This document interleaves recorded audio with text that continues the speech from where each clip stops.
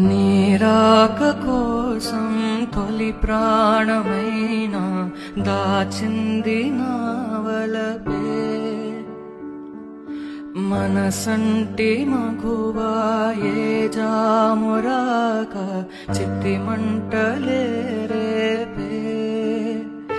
నా కడ ప్రాణం పోనివు కథ మాసిపోదు అది కాదు నా వేదనా విధి విపరీతం నీ మీద అపవాదు వేస్తే ఎద కృంగిపోయేనులే మొదలో తుదలో